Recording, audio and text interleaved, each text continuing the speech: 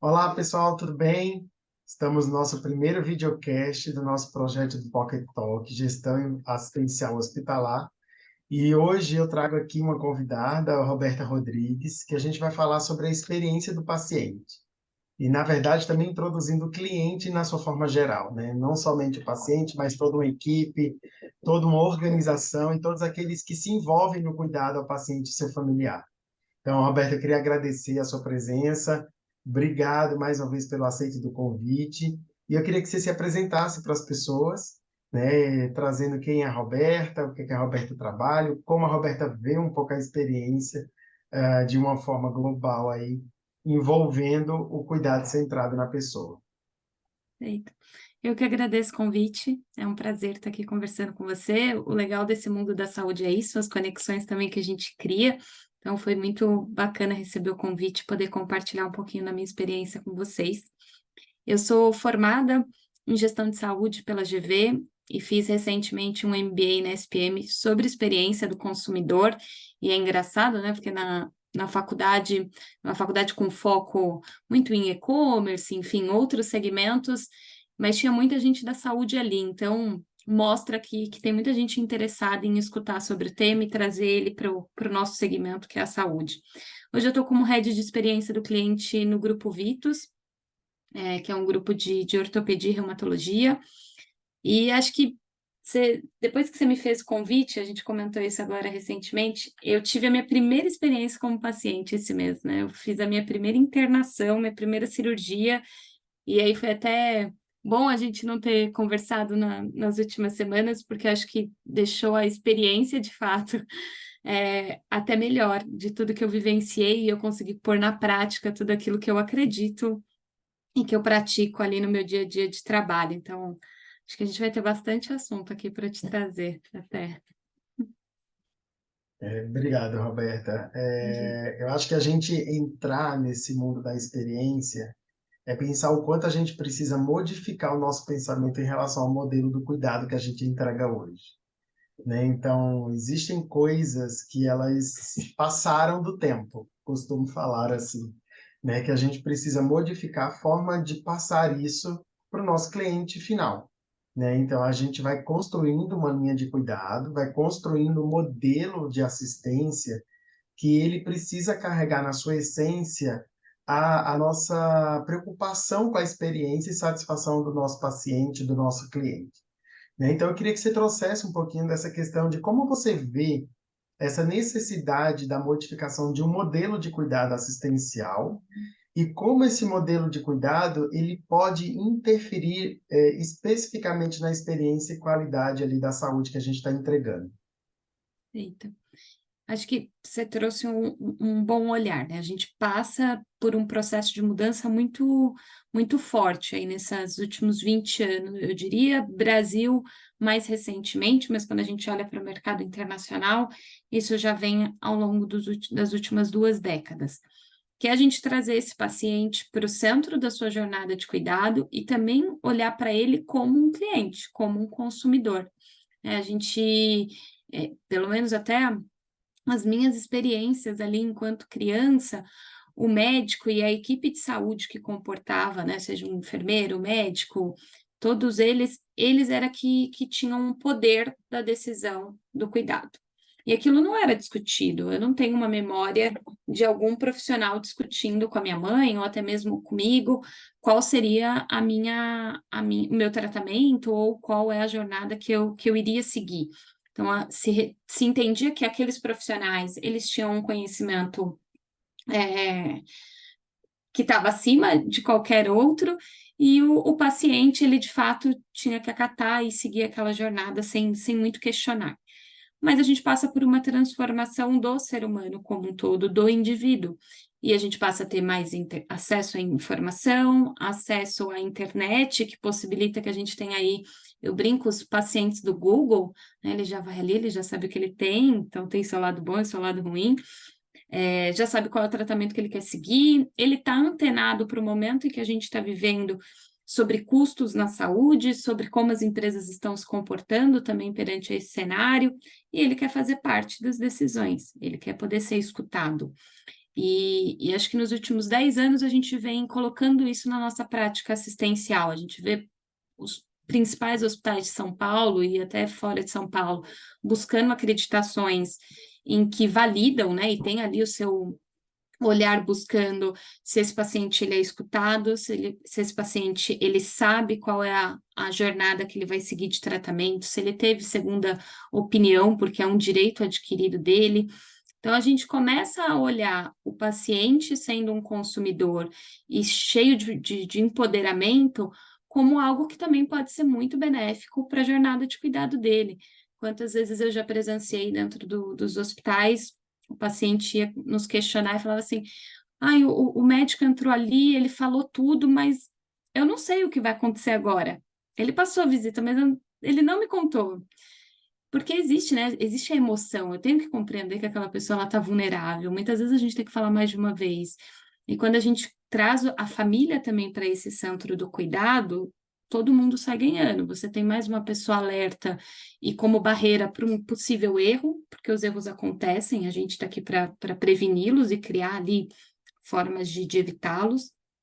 A gente tem ele participante entendendo que, poxa, se ele ter alta e não levar a sério o tratamento dele, ele vai voltar a adoecer, ele vai voltar para dentro do hospital, então ele traz isso para o dia a dia dele. E ele também aí, olhando para o consumidor, quando ele vai escolher uma equipe de saúde, ele também está muito empoderado. Ele vai no Google, ele vai ver sua avaliação, ele vai ver se o Ribamar ele tem estrelinha no Doctoralha, se não tem, se tem queixa, se não tem. E isso empodera também o poder de escolha. Então, se a gente não começar a compreender isso, a gente sai perdendo enquanto empresas, enfim, e segmentos aí dentro do mundo da saúde.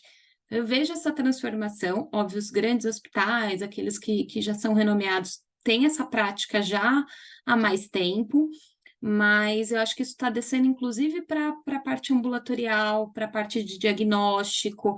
Você já vê aí um boom dos hospitais considerados ali star, né? Enfim, premium, com uma hotelaria extremamente diferenciada, com serviços beirando ali um hotel.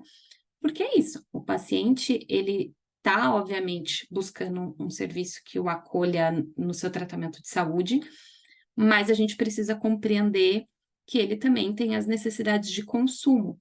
Então, quem é o nosso paciente? Acho que essa é uma pergunta que sempre que eu entro, seja em qualquer empresa que eu já trabalhei, é entender quem é esse paciente para poder alinhar minha expectativa de entrega com ele. Um paciente, ele tem minimamente duas grandes expectativas. Uma que ele tenha um tratamento para aquela dor ou para aquilo que gerou a ida dele a um serviço de saúde e que essa equipe esteja qualificada para tal e que tenha empatia nesse tratamento, acho que é um ponto importante. E aí, quando ele está seguro dessa primeira, ele começa a ser criterioso como ele é numa escolha de restaurante, como ele é na escolha de bens de consumo. Se ele é um paciente classe A, obviamente, ele vai querer um detalhe do café, ele vai querer um detalhe da hotelaria do local que ele está, ele quer, para ele isso é importante também. Então, se eu só entrego o primeiro e deixo a desejar nesse, o final da jornada dele é uma experiência insatisfatória. Se é um público, enfim, de um segmento B, C, talvez a criticidade dele para a hotelaria não seja tão grande, mas para rapidez, para agilidade, porque ele precisa trabalhar, porque existem outras coisas que são relevantes para ele também, isso tem um peso. Então, eu acho que essa nossa percepção de que o cenário mudou porque o indivíduo tem mudado, a gente mudou, né? Hoje eu sou mais criteriosa também. Antes eu achava, que bobeira uma hotelaria, o que é importante é se meu médico é bom. Mas se eu estou numa consulta ambulatorial, hoje eu não tolero mais um atraso. Antes a gente toleraria. Hoje dá 10 minutos, o meu tempo é tão precioso quanto o do profissional que está ali do outro lado. Estou falando ambulatorialmente, tá? Não estou dizendo nem em pronto atendimento, que isso, enfim, não vem ao mérito. Então, acho que a gente compreender que existe essa mudança do indivíduo e do seu comportamento de consumo e do seu comportamento também sobre as expectativas que ele tem, atrelado a uma jornada de cuidado, que é convidar o paciente e não ter medo da participação dele. Acho que esse é um ponto, né? Explicar para ele toda a sua jornada de tratamento, convidar e mostrar como é que ele pode influenciar ela positivamente e negativamente se ele não contribuir. Enfim, acho que todas. Então, o que eu considero que acho que é fundamental para a gente, enfim, começar a experimentar de fato essa jornada do paciente no centro das nossas decisões é primeiro conhecer ele, conhecer suas necessidades, suas expectativas e seu olhar para consumo também, que isso é relevante quando a gente for colocar em prática aí, de fato, essa experiência dele como um todo.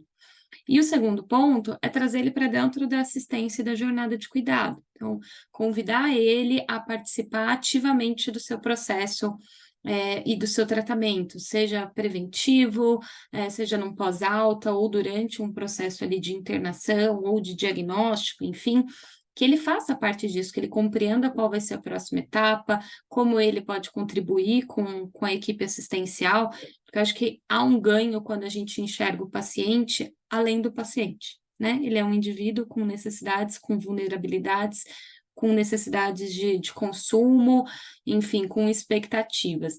A gente não vai conseguir nunca deixar todo mundo nivelar, cada ser humano é um ser humano, cada um contém aí uma caixinha de experiências que carrega da vida, então, obviamente, as expectativas mudam, mas a gente consegue se aproximar e aí fazendo uma análise, cada segmento ou cada unidade hospitalar, sobre quem é seu cliente, qual é o convênio dele, se não tem convênio, como ele chega até ali, qual é enfim, como ele se comporta perante as situações. Então, acho que tem que ter esse estudo se a gente quer, de fato, trabalhar a experiência do consumidor ou do paciente dentro das nossas empresas. Você traz uma palavra que eu sempre gosto muito de usar, que é a jornada. Isso aí. Né? Eu acho que são duas coisas que a gente vai precisar medir diferentes e que têm impactos diferentes.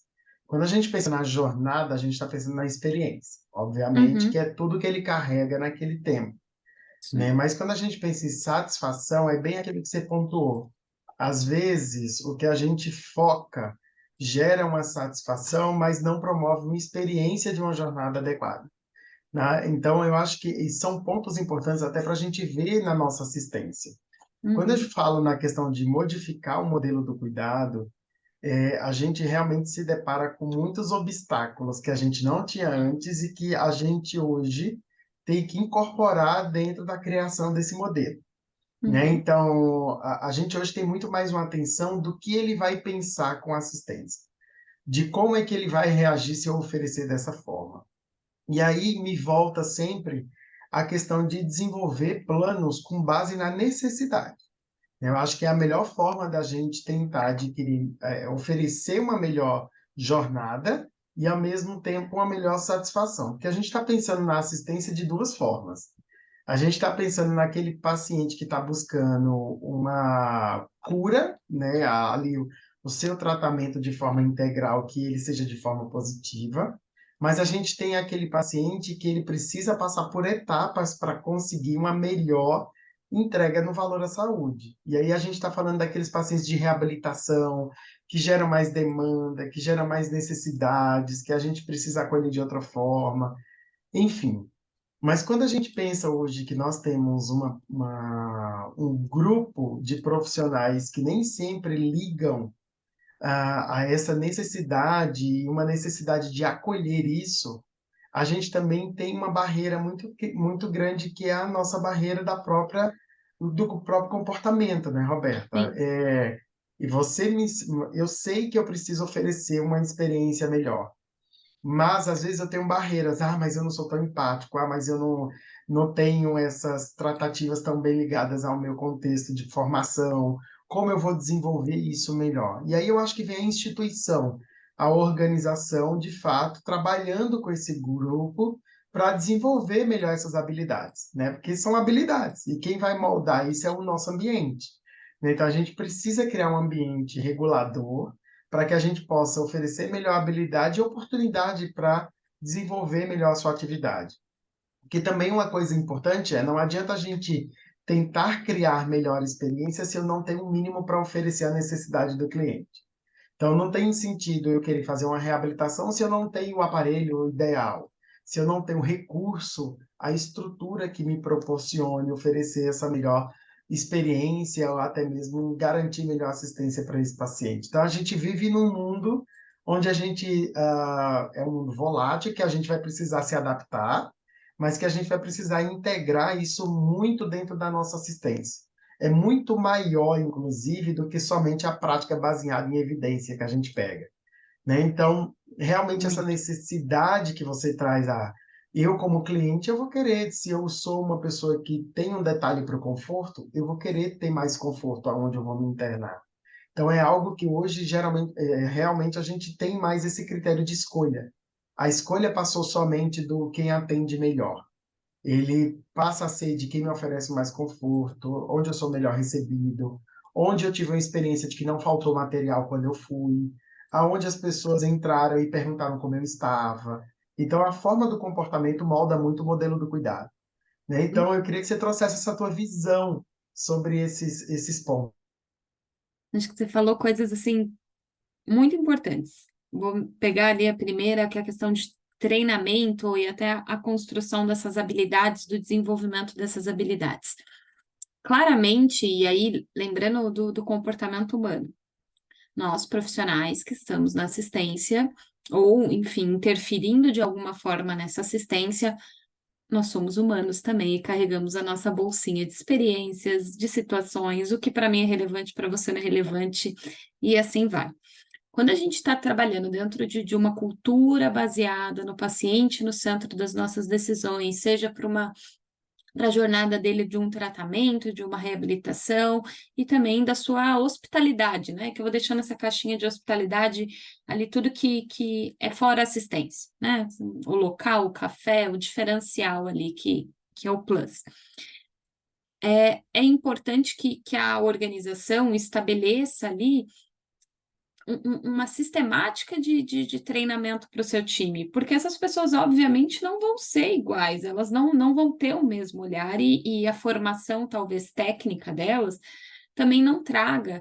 Eu já trabalhei em locais que, para aquele profissional, eu trabalhei num pronto-socorro que atendia cerca de 30 mil pacientes mês, numa estrutura que não comportaria atender 12. Então, obviamente, ninguém estava satisfeito, né? Do colaborador ao paciente, a experiência não era boa. Mas para aquele colaborador, ele estava entregando o melhor dele. Então, ele não conseguia compreender por que o paciente não saía satisfeito, se ele estava dedicando a hora do almoço dele para poder fazer alguma atividade, para poder tentar ser mais rápido, para diminuir o tempo do paciente dentro do pronto-socorro. Só que o paciente estava na expectativa de que ele iria parar, perguntar como é que ele estava, se a dor melhorou, se a dor não melhorou, se tentar conversar para aliviar uma ansiedade de uma possível punção, de uma. Essa era a expectativa do paciente. A do colaborador eu preciso tirar a dor dele e tirar ele rapidamente daqui para que ele possa voltar para a família dele. Então, as expectativas são diferentes. Aí a gente entra no que você falou sobre a responsabilidade que as organizações têm de fato, entregar uma estrutura condizente à experiência que ela quer entregar. Não adianta nada eu sair para o mercado e falar, venham aqui, melhor experiência, a gente tem o melhor pacote de hospitalidade, o melhor café, Nespresso, nananã, aquilo tudo, se eu não tenho o equipamento correto para fazer aquela assistência. Ou se eu quero colocar São Paulo dentro do Rio de Janeiro e credencio todos os convênios do universo e não tenho estrutura física para tal. Então, acho que as organizações precisam ser responsabilizadas também por essa decisão estratégica. Eu tenho que ofertar para o mercado aquilo que eu de fato posso contribuir, senão ela dá uma sobrecarga no profissional que está na ponta. Óbvio, a gente brinca que a adaptabilidade, ela é a palavra do momento, né? Se você não se adapta, se você não flexibiliza, se você não é inovador para criar ali alguma coisa para atender uma demanda, você não consegue também, enquanto profissional, se manter. Mas eu acho que não adianta ser só uma pessoa, poxa, consigo resolver isso rápido. se a organização não fizer a parte dela. Então, eu de formação, a minha primeira atividade dentro da área de saúde foi na área de treinamento. Então, eu carrego isso comigo e acho que é fundamental as organizações dedicarem tempo, se ela quer uma cultura de uma experiência do cliente satisfatória, enfim, e que leve isso a sério, ela tem que olhar para a experiência do colaborador e do time assistencial que está com ela. Senão ela não vai conseguir entregar. Não adianta eu ter o melhor café, não adianta eu estar na melhor estrutura física, talvez com os melhores equipamentos, se aquele colaborador ele também não é visto como uma parte da construção daquela experiência. Ele faz parte. E a gente está falando da área da saúde, são relações humanas. E aí eu volto até para uma experiência minha agora no hospital. Eu fui para um hospital de São Paulo que se diz premium, enfim, com pronto-socorro, com uma sistemática rápida, o médico vai até o seu box, te atende, você já fica deitada, enfim. Quem frequenta pronto-socorro, essa não é a prática da maioria deles. E eu fui para lá, enfim,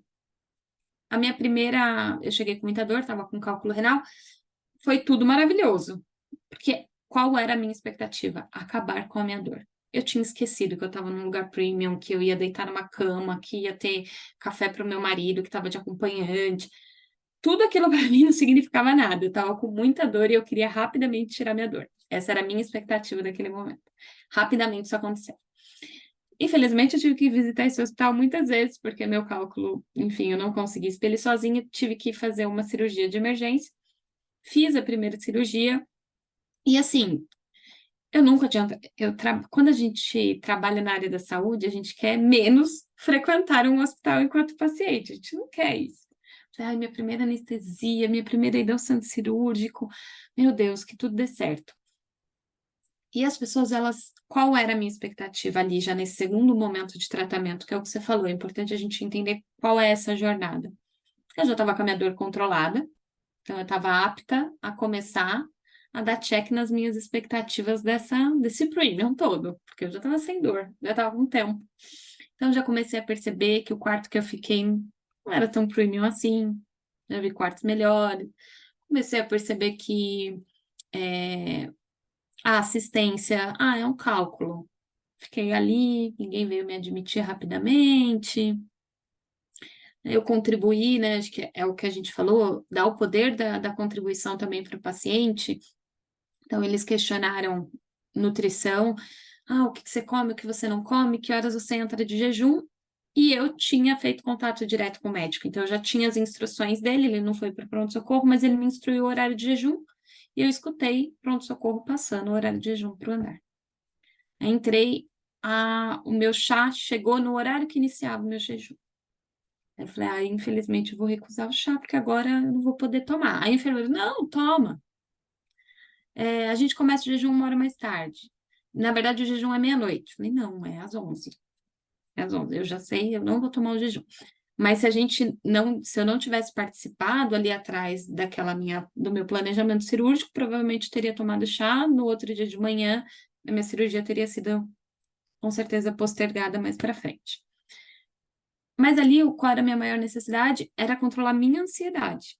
Então, todas as pessoas que contribuíram para sanar a minha ansiedade, o técnico, o anestesista, que dedicou tempo, que conversou, que quis escutar o meu histórico, e aí já passou do histórico de saúde, porque eu falo demais, nanana, foi isso que me marcou. E a gente fala da jornada inteira para a construção da satisfação final. O ponto ali do jejum, eu não lembrei, porque a minha expectativa era muito ficar tranquila.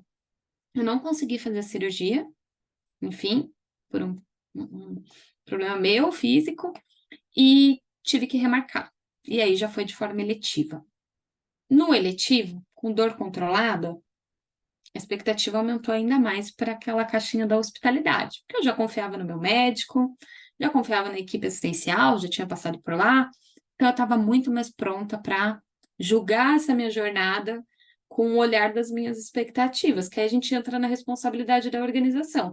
Ela se coloca no mercado, ela se vende ali, faz o marketing dela como algo super uau.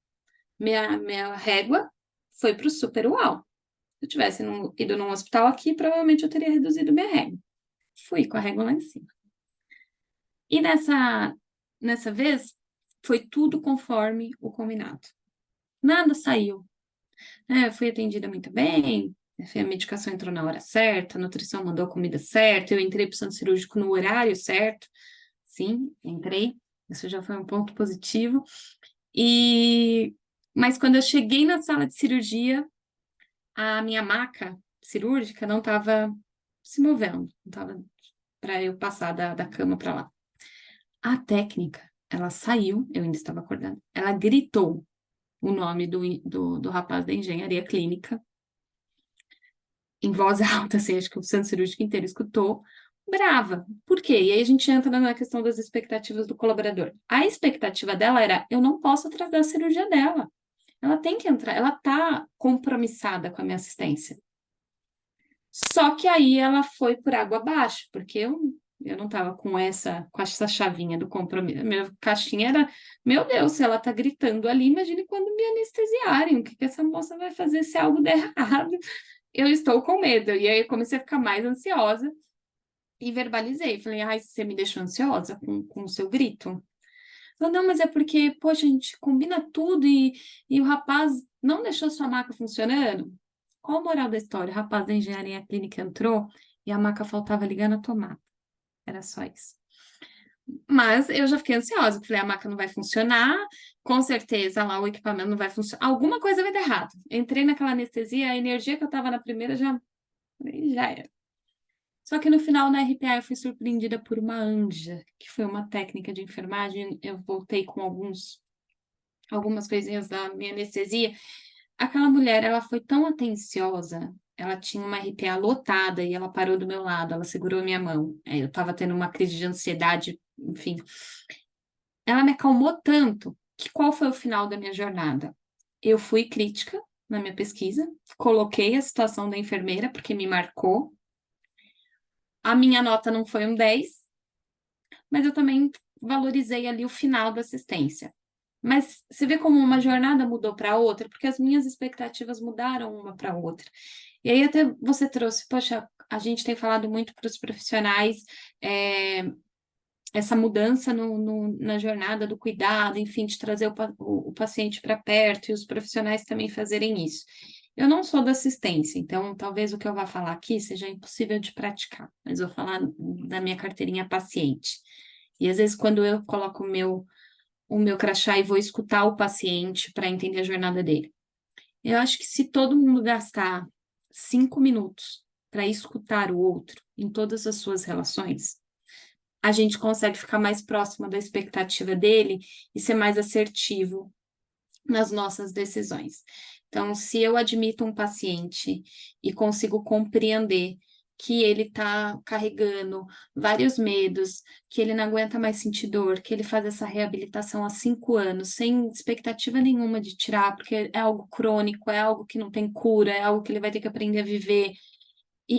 E compreendo essa expectativa dele, eu vou também colocar as minhas atividades e vou de forma mais correta, porque às vezes a gente gasta uma energia fazendo algo e aquele paciente não enxerga. Se frustra eu, profissional, se frustra o paciente. Eu acho que se em cada ponto ali de contato com o paciente, todas as pessoas dessa jornada pararem para escutar e para ver o cenário e terem a tranquilidade de ajustar as rotas, tipo, poxa, ela já está sem dor, então se a gente tem esse carrinho de mimo aqui, manda para essa paciente, cara. Ela tá aqui para isso. Ela quer consumir a TV, o Netflix, porque teve que internar um dia antes. Eu internei um dia antes sem dor, sem nada, só para poder fazer o jejum. Então, o que eu quero é ter um conforto para o meu marido que vai ficar de acompanhante, comer bem antes de entrar no meu jejum. Mudou do que a pessoa que subiu do pronto-socorro com muita dor. Então, acho que se a gente também, e aí não é nem só mais os profissionais no mundo, se colocar para escutar e organizar melhor as nossas expectativas, a gente já tem um caminho aí que aí não precisa de consultoria, não precisa de empresa, assim, fazer nada muito diferente, né? Que eu escuto, puta, para fazer experiência, você gasta muito dinheiro cuidando da experiência do cliente. Depende, escutar não gasta dinheiro e a gente consegue de fato, criar saúde ainda é relação humana, é relação com o outro. Se eu crio a confiança, se eu crio um elo ali, um rapport com aquela pessoa, a gente consegue ir entendendo como está a experiência dela e antes da jornada reverter talvez uma possível insatisfação, né? Ter essa consciência que todo mundo tem essa responsabilidade, também não só segmentar. Eu já vi isso nas minhas experiências, né? Ah, o médico não é responsável por isso, porque ele faz a parte dele. Ele já te dá um diagnóstico, uma cura, um tratamento. A enfermagem fica super sobrecarregada junto com as equipes multidisciplinares como a grande responsável pela experiência daquele paciente. Não pode ser assim, a gente tem que equilibrar, acho que todo mundo tem que escutar e fazer parte ali desse processo. E a empresa também compreender o seu papel enquanto instituição, e aí reforço na cultura e treinamento, com atividades que reforcem isso, e cultura não é fazer um cartaz, não é colocar todo mundo na mesma sala e fazer um grande evento, são as ações cotidianas, é o que eu faço com cada pesquisa que eu recebo do paciente, tem ali uma queixa, como é que eu vou agir em cima dela? Isso constrói uma cultura. É como eu trato meu colaborador. Se ele está com um problema de saúde, se eu conheço ele, sei, de novo, escutei meu colaborador, sei o momento que ele está de vida, sei o que está acontecendo com ele, sei se ele é uma pessoa com muito mais habilidade técnica e eu estou, às vezes, colocando ele na frente num paciente que vai exigir muita parte comportamental dele e ele tem um limite, ele não vai conseguir entregar. É minha responsabilidade também fazer esse remanejamento também do que cada um tem de melhor. Então, eu acho que essa construção, com muito treinamento e com muita escuta, a gente consegue, de fato, aplicar a experiência de todos os envolvidos e não só do paciente na jornada. E a expectativa realmente ela é muito variável, né? Total. Então, ainda mais pensando como gestor de equipe, e conversando com outros gestores, a gente encontra muito essa dificuldade, né? Do profissional ele mudar a chave na questão da produtividade, de ser algo só produtivo, de executar a Uhum. sua tarefa e não achar que você tem que ter um olhar a mais, né? Então, o desenvolvimento, o destaque, a evolução de carreira, ela vai disso.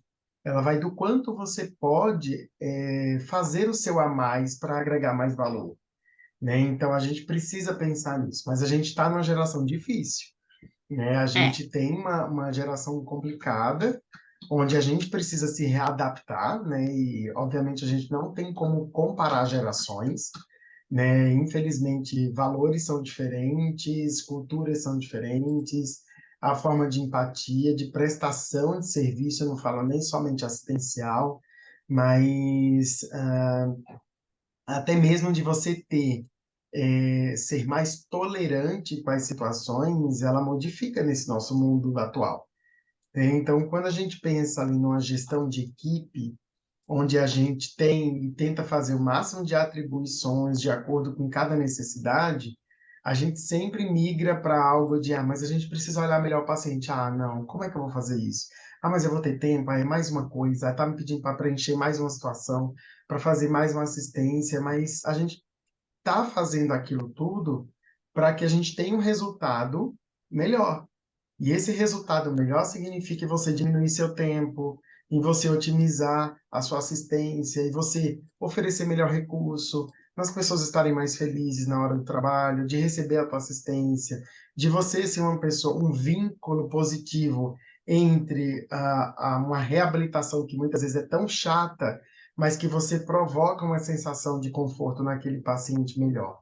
Então, eu acho que assim, a gente precisa ter uma tolerância mais forte, a gente precisa abrir esse campo de Isso. tolerância.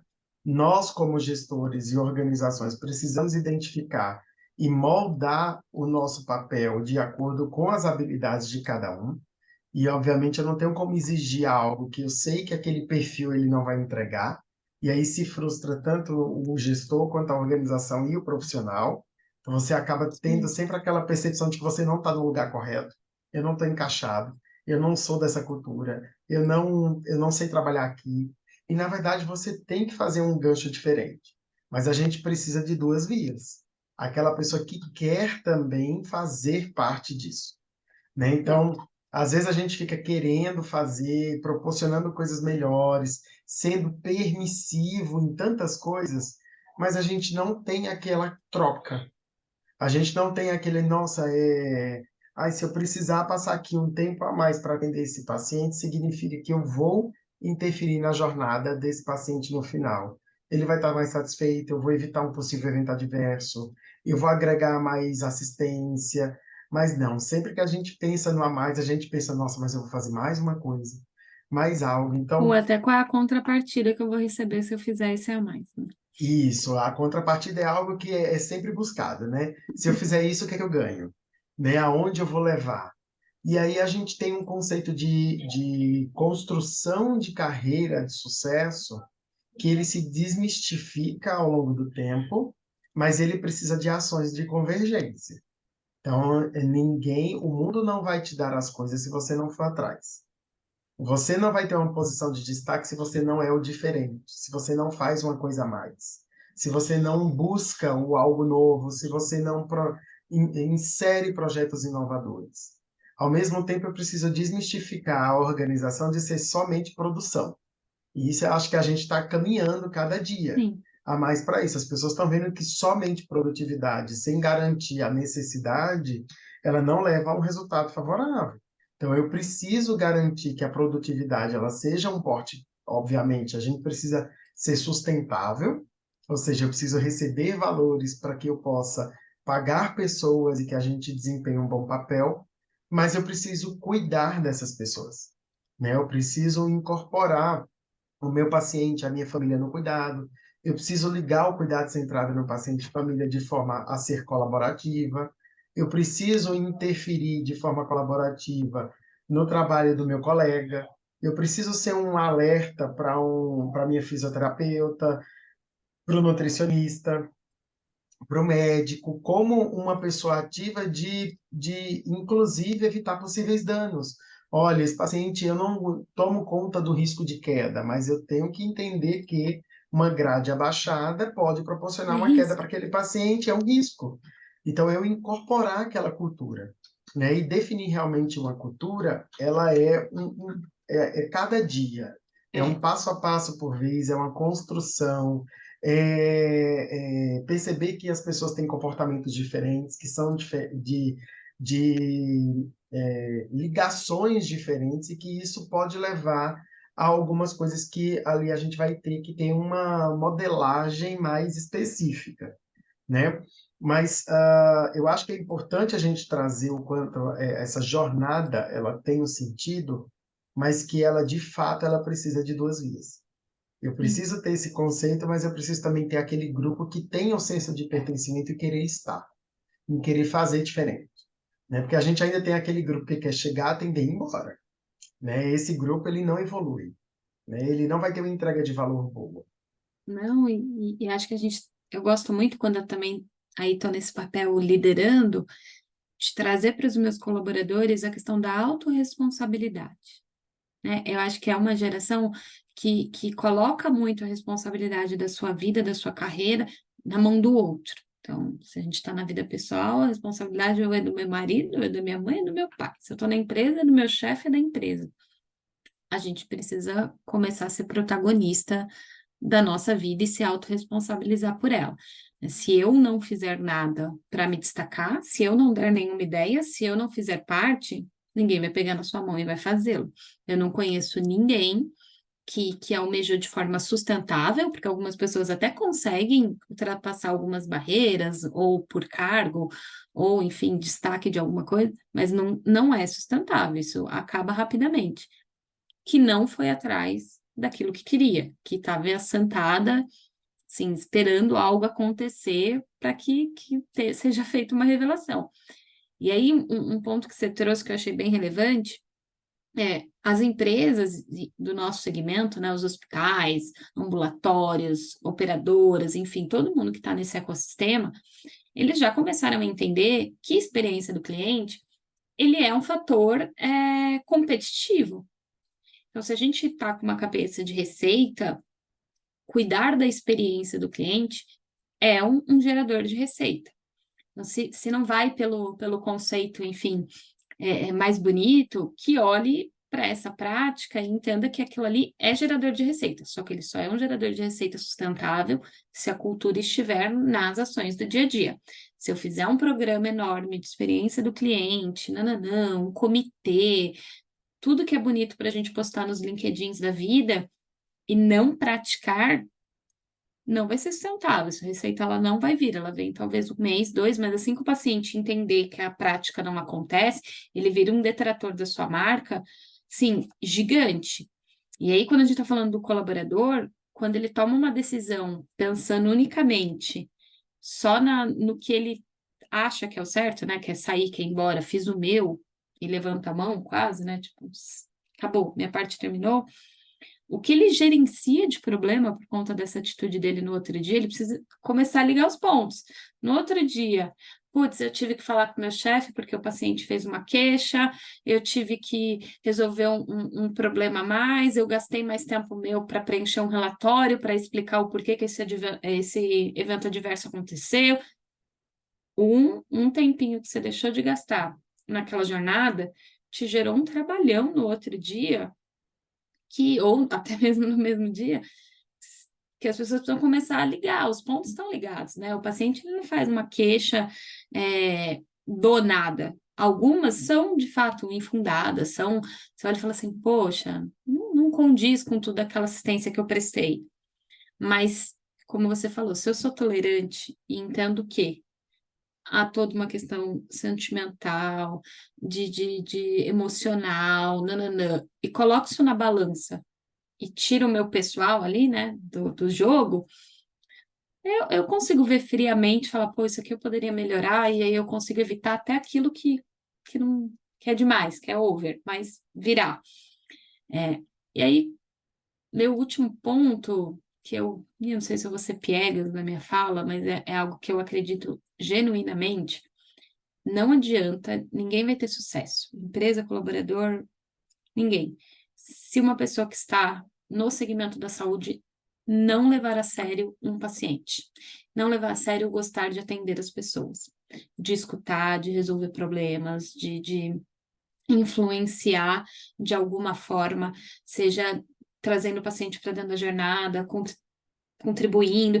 Se ela não gosta, se ela é uma pessoa com racional de vim, fiz meu trabalho, tenho que ir embora e receber por isso, qualquer coisa além, eu dou uma notícia. Você vai ter que procurar outro lugar para trabalhar, porque assim, a área da saúde, hoje do meu grupo de amigos assim que se formou na faculdade, só eu fui para a área da saúde. O restante foi para banco, estão todos ricos, mas eu fui para a área da saúde. E, essa é a lição que eu tiro, sabe? Se eu começar a ter uma expectativa de que eu quero trabalhar das 8 às 18, que eu quero isso, que eu quero aquilo, Ser inflexível com as situações, ser né? Não conseguir inflexível, se ser. moldar às necessidades, às particularidades, não ter um pensamento preventivo, não perceber os possíveis danos que você pode causar. Então, isso realmente impacta muito nesse crescimento Total. e na experiência do cliente nessa sua jornada. No fim, Roberta, tá para tudo gente, ligado. para gente finalizando, eu queria que você trouxesse para mim quais são os pilares que você hoje tem na sua cabeça e que você pratica no seu dia a dia em relação a oferecer melhor experiência e satisfação ao meu cliente. Como isso pode estar ligado, de fato, e obviamente à assistência global, né, que a gente oferece. Então, eu queria que você elencasse para a gente quais são os principais pontos chaves que você traz aí da experiência. Primeiro, conhecer meu cliente. Quem não conhece, não cria nenhum plano aí de experiência, enfim, para aquele paciente. Então, acho que conhecer ele a fundo. E aí, conhecer não é só o histórico de saúde, é conhecer ele como um indivíduo que tem necessidades e que tem experiências e que tem toda uma carga que ele carrega ali. Acho que a partir disso você consegue criar e traçar planos, sejam assistenciais, sejam desse back-office, né, que a gente está chamando ali de hospitalidade, da experiência dele, que acompanha essa jornada de forma mais próxima do assertivo, né, tá mais próxima da expectativa dele. A segunda é ter ferramentas de medição para a gente mudar a rota se for necessário. Acho que a gente tem que fazer uso do que já tem disponível. E é medir essa satisfação, é medir essa jornada, é acompanhar. E aí, quando eu falo medir, não são só as pesquisas, a gente está atento também. Poxa, já faz mais de 6 meses que eu não revisito essa jornada, ou que eu não revisito esse protocolo clínico. Deixa eu entender como é que ele está funcionando, qual é a aderência dele, qual é o resultado dele, se é positivo, se não é, mais uma pesquisa de satisfação. Então, acho que a medição, e não só medir, mas a análise disso também é muito contributiva para a gente ir ajustando. A gente falou ali no começo, né? O mundo está mudando, as coisas estão mudando e de forma muito rápida. Então, acho que esses dois pontos precisam acontecer. O terceiro, e aí já vou para algo que eu, Roberta, pratico, que é você escutar paciente. Nada mais rico do que você sentar e escutar um paciente. Às vezes ele é um ponto fora da curva desse estudo que você fez mais genérico, de quem é o seu paciente. Às vezes ele te traz um insight que você não enxergou. Às vezes eu acho que ele até traz essa lembrança do que a gente está falando. A gente está na área da saúde, são relações humanas. E é importante manter isso vivo, senão a gente cria uma racionalidade para as coisas e entra num automático de execução. E o nosso segmento ele não é só isso, não é uma transição, né, bancária, entra aqui, trata aqui, sai aqui. Brinco que nunca tem resposta certa, né? Cada hora muda. E olhar a experiência do colaborador, porque é ele que faz, é ele que está escutando o paciente, não é a Roberta, head de experiência, que faz a experiência de uma empresa. É o colaborador, e aí não é o colaborador do meu time, é o colaborador assistencial, porque é ele que está próximo do paciente. É ele que está todos os dias abrindo a porta, vendo como o cara está, enxergando as medidas que podem evitar o evento adverso, ou que podem ajudar esse paciente, ou que pode contribuir com a decisão ali que a equipe médica pode tomar, né? Então, acho que cuidar dessa pessoa, e aí, obviamente, tudo que a gente conversou mostra um pouco de como eu vejo isso, torna as coisas mais fáceis de serem executadas, assim, porque não adianta só olhar o paciente. Eu não vou conseguir. Então, eu elencaria esses 4 e eu não quero tirar a responsabilidade da organização. Mas eu quero muito acreditar que uma organização que fala, vou cuidar da experiência do paciente, ela está fazendo isso já entendendo que ela tem responsabilidades. Então, acho que para mim ela não é um pilar, ela é ponto de partida, ela é fundamental. Se ela não A existir, os 4 necessidade. pilares não vão existir aqui. Não adianta você conhecer o seu paciente, não adianta nada disso. Então, eu elencaria isso: conhecer, medir para a gente traçar rotas melhores e ajustar, a escuta ativa e verdadeira e cuidar do colaborador. Muito bom. Roberta, fala pra gente, eu vou colocar, obviamente, na descrição do vídeo onde vai ser seus canais ali, para que as pessoas possam também te acompanhar.